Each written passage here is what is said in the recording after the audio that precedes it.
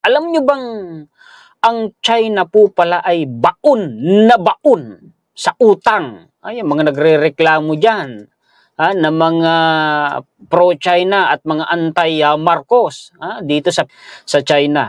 Anong sabi dito? Palakihin ko. Economists estimate the size of such of the books debt is somewhere between $7 trillion and $11 trillion, about the size of China's central government debt. Tingnan ninyo kung gaano yun kalaki, mga kaistorya. Baka meron na naman diyang babatikos, naku, utang PBBM, ganito, ganyan. Aagapan na natin. Panahon ni Duterte, lumubo ang utang ng Pilipinas. Mahigit sa 100% ang idinagdag sa utang ng Pilipinas. Ito yung ipinamana niyang utang kay PBBM.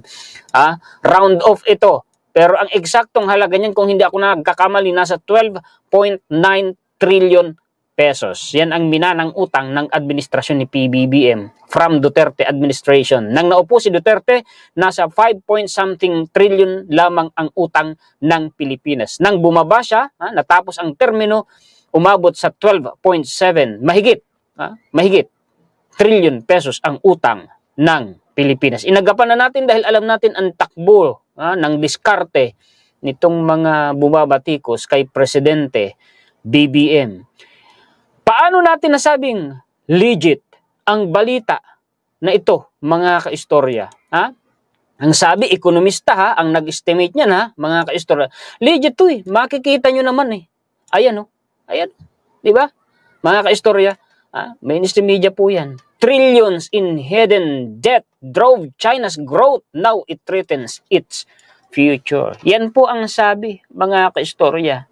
Trillions daw po nakatagong utang ng China. Yun daw po ang humila sa kanila para sila'y bumagsak. Ang sabi, mga kaistorya, isinasapanganib daw po niyan ang future o ang kinabukasan ng China. Local governments rack up as much $11 trillion in off-the-books debt to build industrial districts, resorts, transit systems, and housing projects, including many that failed. Sabi ko sa inyo, mga kaistorya, itong si China nagkukunwaring malakas. Pero ang totoo, mahina po yan. Marami ang tinatago sa loob ng bansa nila. Yan ang katotohanan, binabalita po Hindi lang yan isang referensya na ipapakita ko po sa inyo ngayon, mga kaistorya. Sabi nung mga pro-China, nagko-comment, at talino ni Kuya Lola, bakit nakapunta ka na ba ng China? Ay may ing-ing na nag-comment. Kailangan mo bang pumunta ng China para malaman mo kung ano ang nangyayari doon? Dito na nga lang sa Pilipinas, sige, pasimplihin na lang natin. Malalaman ba ng mga tao kahit sila na bumabatikos sa administrasyon, malalaman ba nila ang nangyayari sa Pilipinas? Nandito na sila sa Pilipinas nakatira pero malalaman ba nila yan kung hindi ibabalita ng mga mainstream at saka ng mga vlogger? Sige nga. Diba? Diba? Mga kaistorya, eto pa. Anong sabi dito? Palakihin ko. Ang sabi dito, China is in the midst of a profound economic crisis. Wala na, nasa krisis na po ang ekonomiya po nila. Pag sinabi mong profound, dambuhala yung krisis sa ekonomiya po nila, mga kaistorya. Growth rates are flagging as an unsustainable mountain of debt piles up.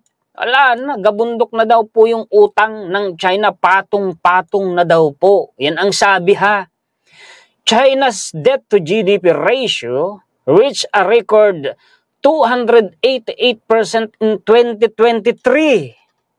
Kita ninyo yun, mas mataas pa po sa kanilang GDP. Yung utang nila, yung debt to GDP ratio kasi, mga kaistorya, pasimplihin natin.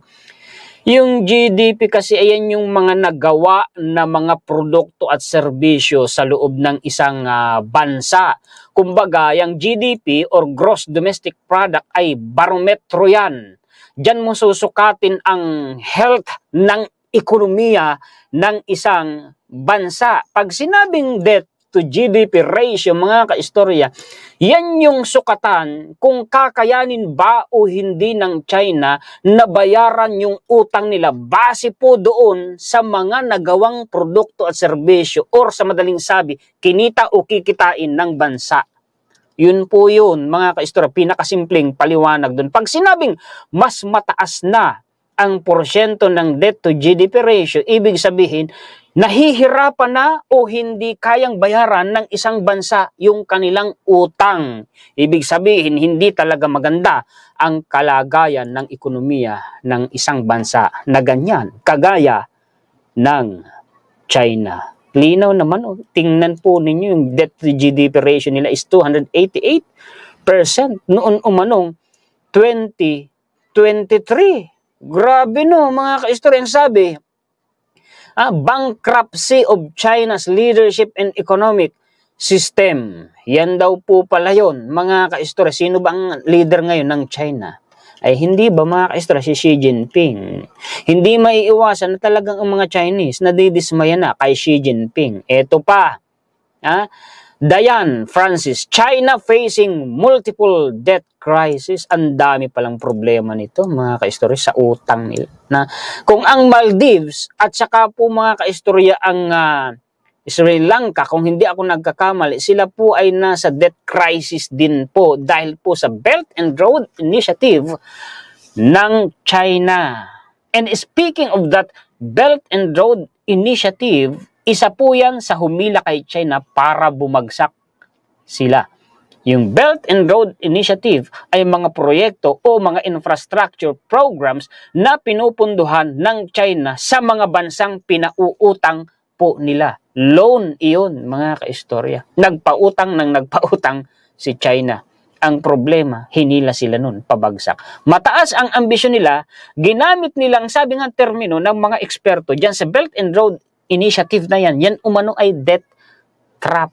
Pag ikaw ay umutang, nag-loan ka ng nag-loan sa China kasi gusto mong makapagpatayo ng maraming infrastructure sa iyong bansa, dadating ka sa punto na ikaw ay mababaon sa utang sa China hanggang sa ikaw ay malagay na sa kalagayang nasa debt crisis, yung hindi mo na kayang bayaran ang utang mo sa China. Kagaya ng nangyari po sa Maldives at Sri Lanka at muntik na tayo niyan. Ang Italy nga kumalas yan sa Belt and Road Initiative na yan ng China. Maging ito pong administrasyon ni PBBM, meron ng malalaking project na kinalas na ng administrasyon ni PBBM mula po sa Belt and Road Initiative na yan ng China, kagaya ng railway system sa Mindanao, kung hindi ako nagkakamali, na ginawan ko na rin po ng content. Oo, isa yan sa nagpabagsak sa China, yung Belt and Road Initiative na yan. Kung napapansin ninyo, si China nahulog na naman sa sarili niya pong patibong. Yun ang sinasabi dito, mababanggit dito yung Belt and Road Initiative na yan dito po sa Financial Post na ito. Palakihin ko ulit para mabasa po ninyo, mga kaistorya.